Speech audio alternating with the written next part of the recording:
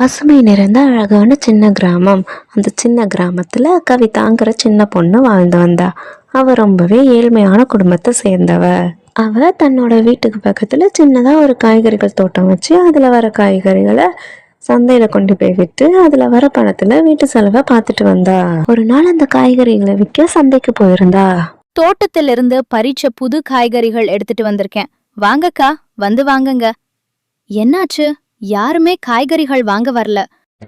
அப்படின்னு அவ காய்கறிகளை வித்துட்டு இருக்கும்போது அந்த வழியா ஒரு பணக்கார வீட்டு பொண்ணு நடந்து வந்துட்டு இருக்கா. ஆனா அவ ரொம்ப திமிரா நடந்துப்பா. யாரையும் மதிக்க கூட மாட்டா. வாங்கம்மா, என்னோட தோட்டத்துல இருந்து பறிச்சுட்டு வந்த புது காய்கறிகள் வாங்கிக்கோங்க. என்னோட தாத்தாவோட மருத்துவ செலவுக்கு உதவியா இருக்கும். ப்ளீஸ் வந்து வாங்கிக்கோங்க. இங்க பாருமா, என்ன யாருன்னு நினைச்ச நாதான் இந்த ஊர்லயே மிகப்பெரிய பணக்கார வீட்டு பொண்ணு. உன்கிட்ட எல்லாம் வாங்க முடியாது. நான் பெரிய சூப்பர் மார்க்கெட்ல தான் எப்போதும் வாங்குவேன். அப்படின்னு அவ சொன்னதும் அந்த சின்ன பொண்ணு ரொம்ப சோகமாயிட்டா. பாவம், அந்த சின்ன பொண்ணோட காய்கறிகளை அவங்களுக்கு யாருமே வாங்கவே இல்லை. அதான் கவிதாவோட தாத்தா சந்தையில நடந்ததை அவங்க தாத்தா கிட்ட வந்து சொல்றா. பாவம், இவங்களுக்கு உடம்பு சரியில்லாம போனதால கவிதா ரொம்ப கஷ்டப்பட்டு தோட்டத்துல விளையிற காய்கறிகளை எல்லாம் வித்து அவங்களுக்கு வைத்தியம் பார்த்துட்டு இருக்கறா. தாத்தா, நான் இன்னைக்கு சந்தைக்கு கொண்டு போன காய்கறி எல்லாம் யாருமே இன்னைக்கு வாங்கவே இல்ல. உங்களுக்கு மருந்து வாங்க கூட காசு கிடைக்கல.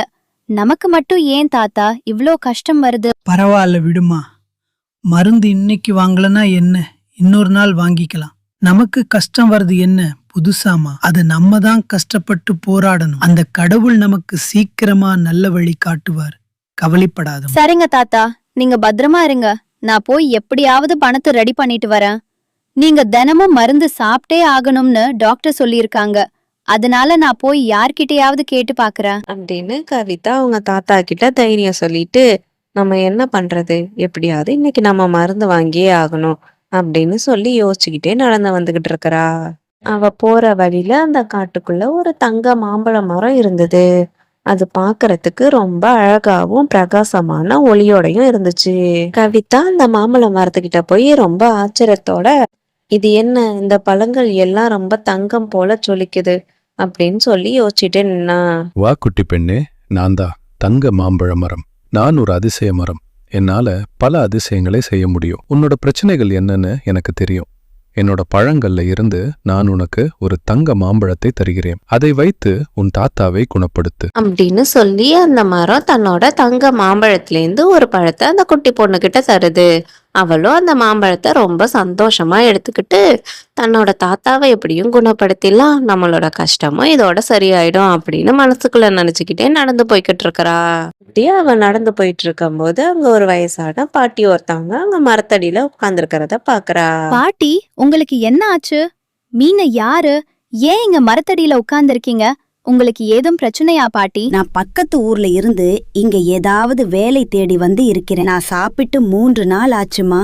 ரொம்ப பசிக்குதுமா. சாப்பிட ஏதாச்சும் இருந்தா எனக்கு குடுமா. அப்படின்னு அந்த பாட்டி கேட்டதும் அவ கொஞ்சம் கூட யோசிக்காம தங்கிட்ட உள்ள மாம்பழத்தை அந்த பாட்டி கிட்ட கொடுத்து, இந்தாங்க பாட்டி, இத சாப்பிடுங்க. இதோட உங்க கஷ்டமெல்லாம் சரியாயிடும். இத எனக்கு ஒரு அதிசய தங்க மாமரம் கொடுத்துச்சு. நீ செஞ்ச உதவிய நான் மறக்க மாட்டேன். உனக்கு கிடைச்ச இந்த தங்க மாம்பழத்தை நீ வச்சிக்காம எனக்கு கொடுத்துட்ட. ரொம்ப நன்றிமா. அப்படின்னு சொல்லி அந்த பாட்டி அந்த மாம்பழத்தை எடுத்துக்கிட்டு அந்த இடத்துல இருந்து மறைஞ்சு போயிடுறாங்க.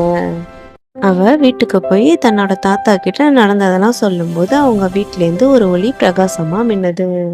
அதுல இருந்து அந்த தங்க மாம்பழத்தை வாங்கிட்டு போன அந்த பாட்டியோட குரலும் கேக்குது. நீ சின்ன பொண்ணா இருந்தாலும் உன் மனசு ரொம்ப பெருசா இருக்கு. உன்னோட நல்ல மனசுக்கு கண்டிப்பா நல்லதே நடக்கும். அப்படின்னு அந்த பாட்டியோட குரல் கேட்டதும் உடம்பு சரியில்லாம இருந்த தாத்தா நல்லா குணமாயிட்டாங்க. அவங்க இருந்த சின்ன குடிசை வீடும் மாறி பெரிய தங்க மாளிகையா ஜொலிக்க ஆரம்பிச்சது. அப்புறம் அவங்க எந்தவித கஷ்டமும் இல்லாம ரொம்ப சந்தோஷமா வாழ்ந்தாங்க. நம்மளும் நல்ல மனசோட மற்றவங்களுக்கு ஹெல்ப் பண்ணா கண்டிப்பா நமக்கு நல்லதே நடக்கும். ஹலோ ஃப்ரெண்ட்ஸ், உங்களுக்கு இந்த வீடியோ பிடிச்சதுன்னா லைக் பண்ணிட்டு மறக்காம என்னோட சேனலை சப்ஸ்கிரைப் பண்ணிடுங்க.